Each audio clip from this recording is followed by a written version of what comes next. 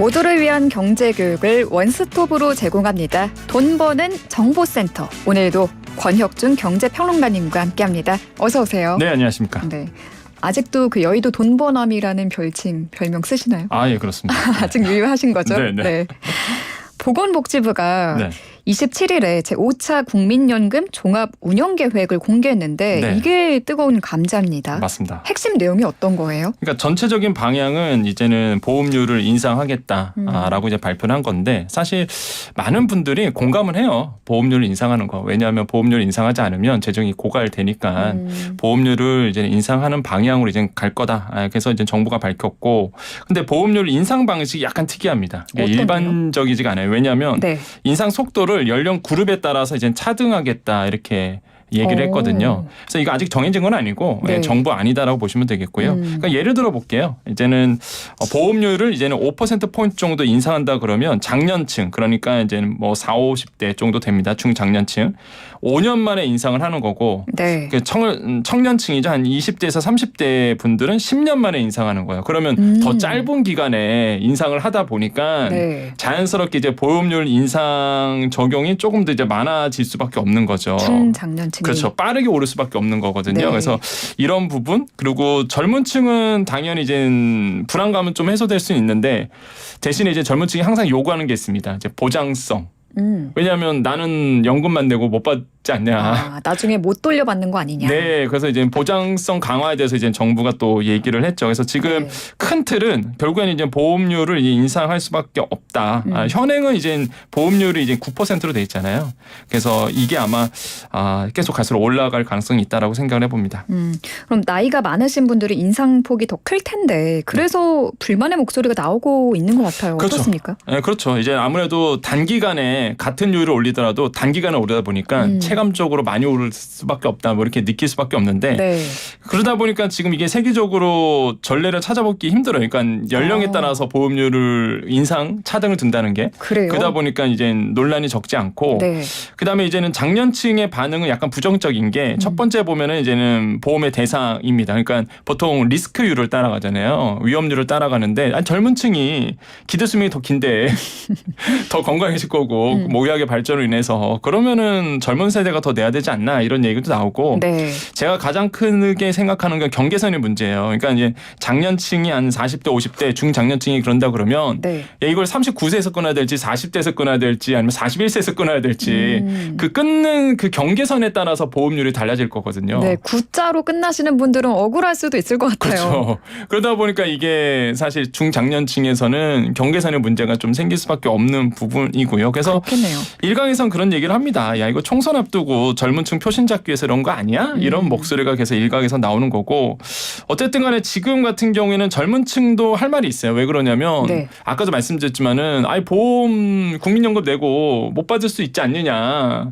이런 의심의 눈초리가 있거든요. 젊은 네. 층 입장에서. 그래서 이제 정부가 이번에 밝혔던 게 지급 보장을 이제는 법에 명문화한다. 그렇게 되면은 말 그대로 정물침이 안심하고 재정 고갈에 대해서 고민 필요 없이 정말로 네. 안심하고 또 국민연금 낼 수 있겠죠. 그래서 이런 방안도 지금 이제 모색이 되고 있다고 말씀을 드립니다. 결정된 바는 없는 거고 그렇죠. 검토 이거는 중이라는 거죠. 결국에는 국회에서 이제 결정이 될 수밖에 없고요. 네. 국회에서 이제 특위가 있기 때문에 사실상 또 정부가 이제 국회 쪽으로 공을 넘겼다 이렇게 볼 수가 있겠죠. 네, 국회에서 어떤 결론을 낼지 지켜보도록 하겠습니다. 여기서부터는 정신 바짝 차리고 들으셔야 할 것 같아요. 네. 어려운 용어가 나옵니다. 낸 만큼 되돌려받는 확정 기여 방식으로 전환하는 방안에 대해서도 사회적 논의를 시작한다고 발표했는데 이게 어떤 개념인지 쉽게 설명해 주시죠. 아마 근로소득자이신 분들은요, 아마 그 퇴직연금 결정할 때 이거 다 선택을 해요. 이게 확정 급여형으로 갈 거냐, 아니면 확정 기여형으로 갈 거냐, 뭐 DB형이냐, DC형이냐 이런 예가 있는데 네. 그냥 뭐 지금 현재 국민연금 같은 경우에는 확정 급여형으로 돼 있습니다. 이게 네. 뭐냐면은 그냥 급여가 정해져 있어요. 보통 우리 국민연금 고지서 받아보면 당신 몇 세 때 얼마 받습니다. 뭐 이런 게 있잖아요. 네. 이 고지서 이렇게 있어요. 그 뒷면 읽어보면. 그러니까 이런 게 이제 급여 형식이거든요. 그러니까 정해진 급여가 딱 정해져 있습니다. 그래서 단점은 뭐냐면 그 운용을 하잖아요. 국민연금도 네. 만약에 손실이 나온다 그러면 재정이 뭐 악화되거나 뭐 그럴 경우 그러면 손실을 누가 책임져 주느냐? 이 급여원 같은 경우는 이제 나라가 책임져 줍니다. 그러니까 내가 솔직히 급여자 입장에선 손해 볼 게 없어요. 그러네요. 고정이 돼 있는 거잖아요. 아무리 예, 재정이 그렇죠. 악화돼도. 그렇죠. 재정이 악화되더라도 이게 확정 급여형 방식입니다. 네. 현재가 이래요. 네. 근데 이제 정부가 이번에 정한 건 아니고 한번 사회적 논의를 해보자라고 했던 게 확정 기여형인데, 그러니까 큰 틀은 이겁니다. 그러니까 핵심만 말씀드리면 만약에 손실이 일어난다, 재정이 불확실해진다 그러면 네. 그 손실을 누가 책임져 주느냐? 그러니까 본인이 책임지는 겁니다. 손실 위험은 개인 부담이에요. 그럼 돈이 깎이는 거예요? 그렇죠. 더 낮아질 수 이 가능성이 열리는 겁니다. 그러다 보니까 이제는 그렇게 되면 반면에 재정은 고갈 날 일은 없겠죠, 사실. 네. 왜냐하면 그만큼 재정 운영이 안 되고 그러면 개인들도 손해를 감수해야 되기 때문에 그래서 이런 부분에 대해서 이제는 정부가 확정 이제 기여형으로 정한 건 아니고 이거 사회적 논의를 한번 해보자. 이렇게 운을 이제 던진 거죠. 그래서 어려운 문제인데요. 그렇죠. 나 자신만 개인만 생각하자면은 확정 급여가 무조건 좋아 보이는데 네.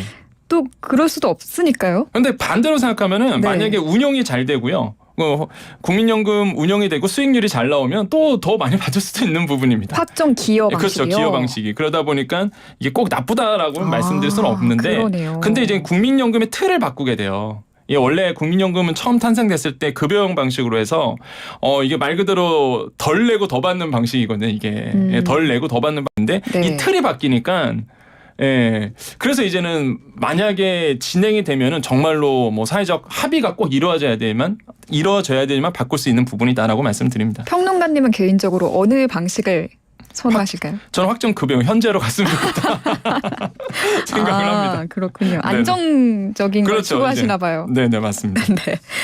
자, 정부가 또 국민연금 크레딧 제도를 더 강화하겠다라고 발표했는데 이거는 어떤 거예요? 그러니까 일각에서 그러죠. 지금 국민연금 재정이 안 좋아지면 이제 국고 지원해야 되는 거 아니냐 이런 얘기가 있는데 정부는 이제는 국고 지원이 아니라 이 크레딧 제도를 통해서 조금 재정을 지원하겠다라고 얘기를 했는데 이 크레딧 제도는 뭐냐면 이거예요. 그러니까 사회적으로 가치 있는 행위를 하신 분들에게 보상 차원에서 국민연금 가입 기간을 추가로 인정해 줍니다. 그럼 뭐가 있을까? 사회적으로 가치 있는 행위가 뭐 여성분으로 본다고 하면 출산이겠죠. 네. 자, 출산 크레딧이 있고요. 남성들은 군복무 하신 크레딧이 분들. 있어요. 네. 그래서 이 두 가지 그러면 뭐 실업에 대한 그 크레딧도 있는데 여기선 빼고요. 일단 출산과 군복무 말씀드리면 네. 근데 현행 같은 경우에는 둘째 아이부터 12개월씩 인정해 줍니다. 그럼 국민연금 가입 기간이 늘어나는 거예요. 그러니까 예를 들어서 이런 겁니다. 실제 가입 기간이 내가 9년이에요. 그럼 내가 출산 크레딧 받아서 12개월을 받았어요. 그러면 1년이 들어오잖아요. 네. 그럼 국민연금 수급에 대한 게 최소 10년 아닙니까? 그럼 10년이 채워지는 거죠. 최소 네. 가입 기간이. 그러면 이제는 그걸로 인정을 받는 거죠.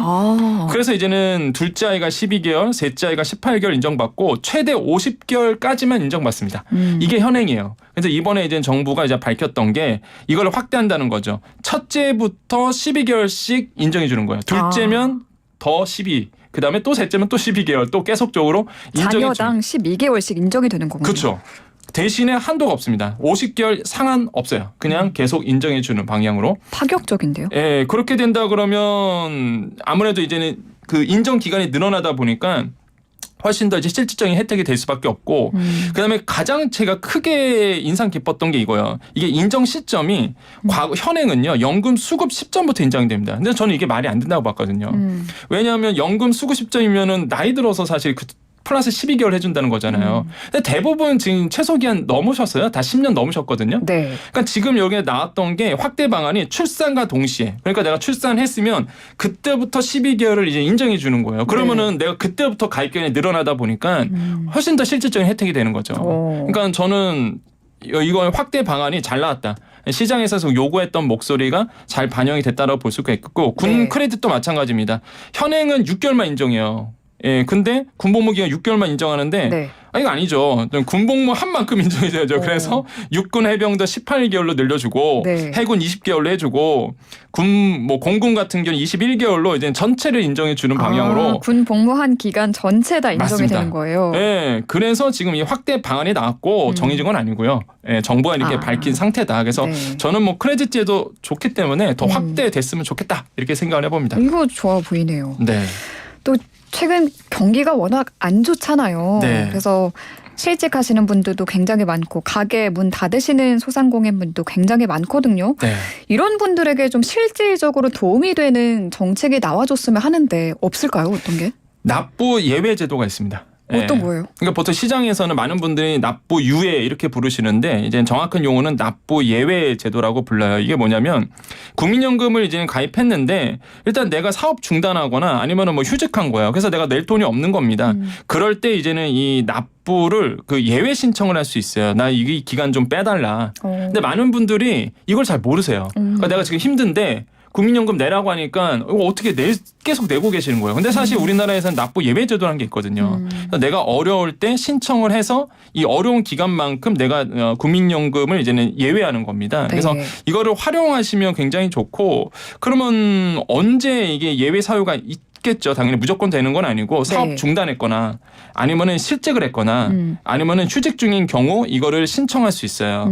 그 다음에 학생들도 신청할 수 있습니다. 학생도요? 네, 학생도. 그래서 내가 만약에 학생인데 소득이 있어서 이런 경우가 있거든요. 학생인데 뭐 아르바이트를 했거나 소득이 생긴 거예요. 근데 네. 이게 종합소득세 신고되는 바람에 그냥 갑자기 그 국민연금 내라고 나온 겁니다. 네네. 그럼 내가 당황스러워요. 그런 분들은. 그러죠. 난 학생인데 그럴 때 이제는 빨리 이 야외 제도를 활용하셔서 나 이제 소득이 없다는 걸 증명하시면 돼요. 그래서 이 소득이 없습니다. 나 이거 학생이고 이제 앞으로 소득이 벌어질 일이 없습니다. 네. 이렇게 증빙을 하셔서 제시를 하시면은 이 예외 제도를 통해서 이제는 국민연금에 대해서 예외가 되고 그다음에 사고 당하신 분도 있습니다. 그러니까 교통사고라든지 분명히 뭐 질병이나 부상 당하신 분들이 있거든요. 그럼 또 일을 쉬셔야 되잖아요. 그렇죠. 그래서 3개월 이상 입원하신 분들 이런 분들 고민스럽습니다. 나 당장 일 못하는데 뭐 공과금도 나오고 국민연금도 내야 되고 이러지 하잖아요. 네. 이런 분들은 이제 예외 제도를 통해서 국민연금 납부를 밀어놓을 수 있어요. 그렇기 때문에 꼭